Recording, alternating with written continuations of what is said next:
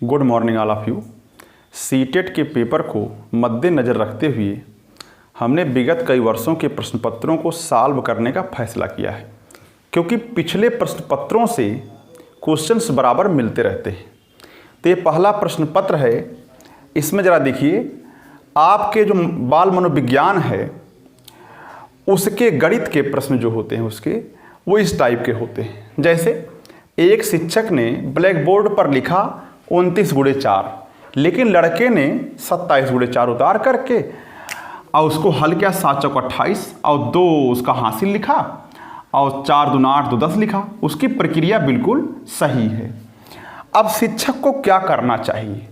0 अंक दे देना चाहिए लड़के को, या सतर्क रहना बोल करके 0 अंक दे दें। सतर्क रहना मतलब आगे सही से क्वेश्चन को उतारिएगा, ये कह करके 0 अंक दे दें, या 5 अंक में से सिर्फ 2 अंक दे देना चाहिए, या प्रश्न गलत उतारने का कारण जानना चाहिए कि प्रश्न बच्चे ने गलत क्यों उतारा, और उसके बाद सही, चूंकि प्रक्रिया उसकी सही है इसलिए उसको पूरा अंक देना चाहिए।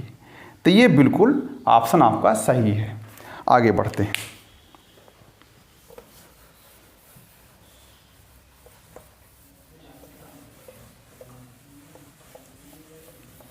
अच्छा, पहला क्वेश्चन है,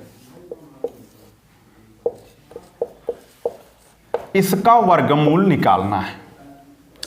वर्गमूल लिखिए, ऐसे निशान लगा दीजिए वर्गमूल का, तब भी बात वही है। इसी को सॉल्व करना है। चूंकि हम जानते हैं, ध्यान रखिए शॉर्टकट जो इसकी विधि है, ध्यान रखिए कि किसको ध्यान रखिए 10 में 5 गुणे 2 कर दीजिए और यहाँ पर 5 + 2 कर देंगे तो 10 हो जाएगा। यानी जिसको जोड़ने पर 7 हो, अगर उसी को गुणा करने पर 10 हो रहा हो तो इसका आंसर हो जाएगा 5 + 2, लेकिन वर्गमूल में। क्यों ऐसा होगा?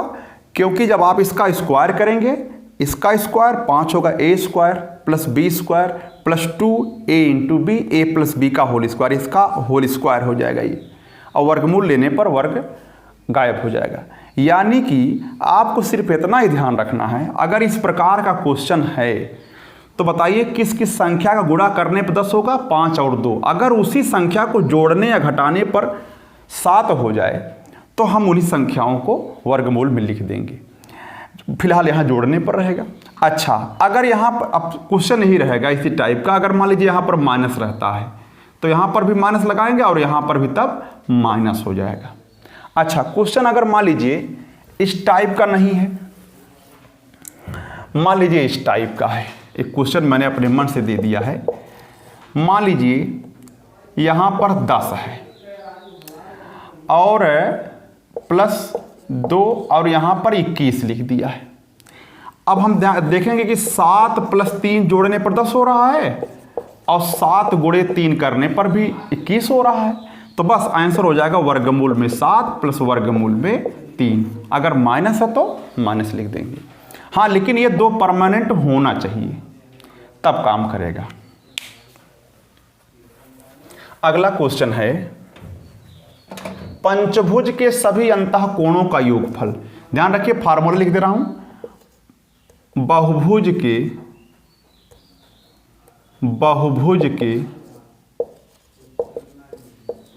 के सभी अंतःकोणों का योग होता है 2n-4 गुणे 90 डिग्री। ये फार्मूला होता है। कहा पंचभुज के सभी अंतःकोणों का योगफल, ये बहुभुज n भुजाओं वाला होता है, तो ये होगा। अगर पंचभुज है, पंचभुज 5 भुजा वाला है, यानी पंचभुज है तो उसके भुजाओं, उसके अंतःकोणों का योगफल, अंतःकोणों का योग क्या हो जाएगा? n के स्थान पर 5, 2 गुणे 5 - 4 गुणे 90 डिग्री हो जाएगा। 10 में से 4 घटाइए, 6 गुणे 9, 9 × 6 = 54, यानी 540 डिग्री हो जाएगा। अब अगर समबाहुभुज है तो 5 से भाग कर दीजिए तो प्रत्येक कोण मिल जाएगा। इसका और भी फार्मूला, n से भाग करने पर समबाहुभुज का प्रत्येक कोण मिल जाएगा।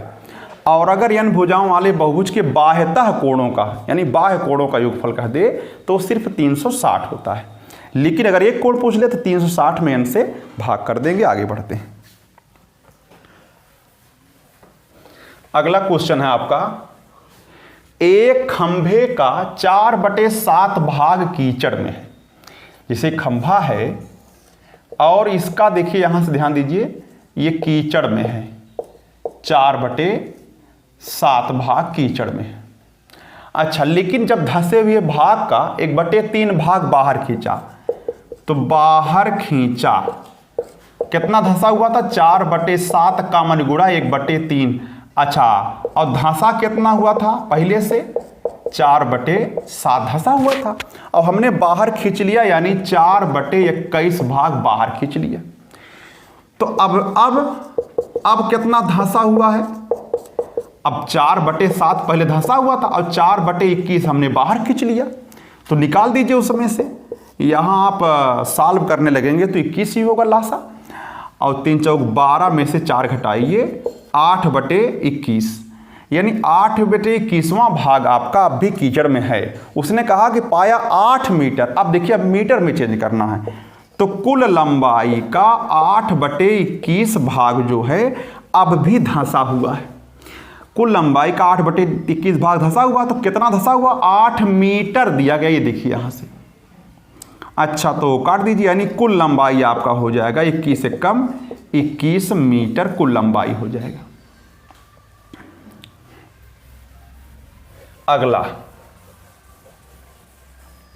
अगला क्वेश्चन है, चौथा क्वेश्चन है, यदि 604 स्टार 6 अगर 11 से विभाज्य है तो एकांतर क्रम की संख्याओं का योगफल बराबर होना चाहिए। जैसे 0 प्लस स्टार बराबर 6 प्लस 4 प्लस 6 होना चाहिए। तो स्टार बराबर हो जाएगा आपका, ध्यान दीजिए, 6 6 12 4 16 हो जाएगा। लेकिन हमें एक ही अंक भरना है तो इसमें से 11 घटा दीजिए तो हो जाएगा आपका 5। अगर हम यहाँ 5 लिख दें, जरा देखिए तो क्या हो जाएगा, 0 6 0 4 5 और 6। अगर आपको विश्वास हो तो आप भाग करके देखिए जरा, 11 5 55, 5 बचा 44 54 हुआ, तो 11 चौक 44 और 10 बचा, 11 9 99 और 6 बचा, कट जाएगा 11 से। यानी कि यहाँ पर 5 लिखने पर 11 से विभाज्य हो जाएगा। ये प्रक्रिया एकांतर क्रम मन एक एक छोड़ करके बराबर कर दीजिए उनका योगफल। अच्छा, अगला है 12 10 और 12 में किससे भाग करना है, 12 से। देखिए भाग करना, ये हम जिस विधि का प्रयोग करेंगे भाग करने में, इसी विधि का प्रयोग आप करिएगा। जरा ध्यान दीजिए, तो प्रत्येक संख्या में भाग करते हैं। तो पहली संख्या हमारी क्या बताइए, 1। अब हमारे पास 1 ही है, तो अब हम 12 से जब भाग करने लगेंगे तो 1 में आप भाग करेंगे 12 से तो नहीं जाएगा, तो कितनी बार ले जाएंगे, 0 बार। तो घटाएंगे तो 1 आ गया। यानी प्रत्येक संख्या में हमें भाग करना, ध्यान रखिएगा। अब ऊपर से आप उतारिए 2, 12 हो गया, 12 1 कम 12, घटाइए, कट गया पूरी तरीके से। ऊपर से 1 उतारिए, पुनः आप 0 बार ले जाएंगे, क्योंकि 1 में 12 से भाग करेंगे तो 0 बार ही पहली बार जाएगा, 1 बार ले जाएंगे तो 12 हो जाएगा। अच्छा, अब ऊपर से आप 1 उतार लिए थे यहाँ पर, अब यहाँ से 0 उतारिए। चलिए, अब 10 होगा, अब भी 0 बार ले जाएंगे, क्योंकि आप 1 बार ले जाएंगे तो 12 हो जाएगा। चलिए, तो 10 हो गया। अब ऊपर से आप 1 उतार लीजिए, तो 12 9, अच्छा 12 8 96 हो जाएगा। तो हो जाएगा आपका ये 5 हो गया। ऊपर से आप जो है 2 उतार लीजिए, 12 चौक 48 हो जाएगा और 4 52 हो जाएगा। यानी शेष आपका हो जाएगा 4। वही आपसे पूछा भी था। तो इस प्रक्रिया का प्रयोग करेंगे भागफल में और एक एक अंक में भाग करेंगे, तब आपको आंसर सही सही मिल पाएगा। अच्छा, अधिकतम और न्यूनतम प्रेक्षण का अंतर हमेशा परिसर कहलाता है। परिसर बराबर होता है अधिकतम माइनस न्यूनतम। जैसे कोई आंकड़ा दिया गया है 13 41 37 46 10 15 कुछ ऐसा दिया गया है, तो सबसे अधिकतम 46, सबसे न्यूनतम आपका 10 है। तो यानी अगर मैं परिसर की बात करूं तो परिसर हो जाएगा 46 माइनस 10, यानी आपका हो जाएगा 36 हो जाएगा। लेकिन अगर परास पूछे आपसे तो 46 माइनस 10 बटे 46 प्लस 10 हो जाएगी। ये प्रक्रिया है, तो दोनों में इतना अंतर है। तो या तो परिसर आता है तो परास आता है। वैसे ही फिलहाल छोटी क्लासों में आपका ये परिसर ही मिल जाता है। अब थोड़ा आगे बढ़ते हैं। दो कोटि पूरक, ध्यान रखिए किसी थीटा का अगर हमें कोटि पूरक निकालना है, कोटि पूरक निकालना है तो हमें 90 में से घटाना होगा। अगर थीटा का समपूरक निकालना है तो 180 में से घटाना पड़ेगा। अच्छा, कहा दो कोटि पूरक कोणों का अंतर 40 है। चलिए, दो कोटि पूरक कोण हैं, उनका डिफरेंस 40 है। अच्छा, तो कोण क्या होगा? अगर पहला कोण मैं x मान लूं तो दूसरा कोण हो जाएगा x प्लस 40। दोनों का अंतर लेंगे तो 40 हो जाएगा। या तो 40 ज़्यादा हो या तो 40 कम हो, बातें कहिए। अच्छा, अब चूंकि इनका योगफल हमेशा 90 अंश होना चाहिए तो ऐसे बराबर कर दीजिए 90, तो 2x बराबर हो जाएगा, उधर ले जाइए, कितना बचेगा 50, यानी x बराबर 25 हो जाएगा। तो आंसर हो जाएगा आपका 25 और 40 प्लस 25 यानी कि 65। तो ये 25 और 65 वो कोण हैं जिनको अंतर लेने पर आपका 40 आएगा और इनको जोड़ने पर कोटि पूरक हो जाएगा आसानी से। आगे देखते हैं। एक क्वेश्चन बहुत ही इंपॉर्टेंट है, जैसे आता है कि पाई क्या है। पाई एक, ध्यान रखिए वेरी इंपॉर्टेंट है, पाई एक अपरिमेय संख्या है। अपरिमेय माने जो मापा नहीं जा सकता। मैंने खैर वीडियो में बता दिया है, इसको सिखा दिया है। अच्छा, और दूसरा है सबसे छोटी अभाज्य संख्या। तो वेरी इंपॉर्टेंट है, 2 है, क्योंकि अभाज्य संख्याओं की शुरुआत जो है 1 से होती है, 2 से होती है, 1 से नहीं होती है।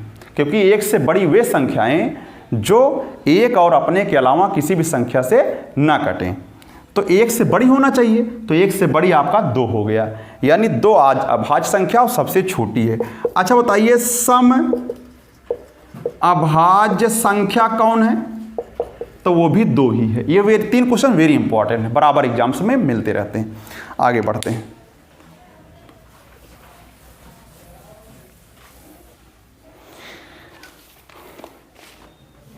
अगला क्वेश्चन है, जरा देखिए। अगला क्वेश्चन एक है, मान लीजिए एक आपका ऐसे ही ज्यामिति का है, ये ऐसे बना दिया, एक त्रिभुज है ए बी और सी है, और इसका मध्य बिंदु ये है, इसका मध्य बिंदु ये, सबका मध्य बिंदु है ये, ऐसे मिला दिया और ये कह दिया डी ई एफ है। तो रिलेशन क्या है? ध्यान रखिएगा, अगर ये 1 2 3 और 4 टुकड़ों में बट गया है, यानी अब 4 बराबर टुकड़ों में बढ़ जाएगा, यानी कहने का मतलब है त्रिभुज डी ई और एफ का जो क्षेत्रफल होगा वो त्रिभुज ए बी सी के क्षेत्रफल का 1/4 हो जाएगा।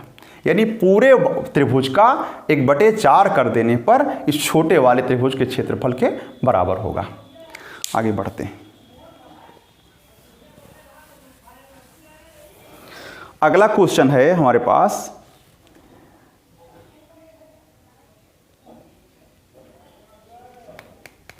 आयत चित्र में आयत की ऊंचाई दर्शाती है। जैसे देखिए आयत चित्र आपने देखा होगा, ये जैसे होता है आयत चित्र में आयत की ऊंचाई दर्शाती है। ध्यान दीजिए, जैसे हमने कह दिया, एक छोटा क्वेश्चन ले लिया है,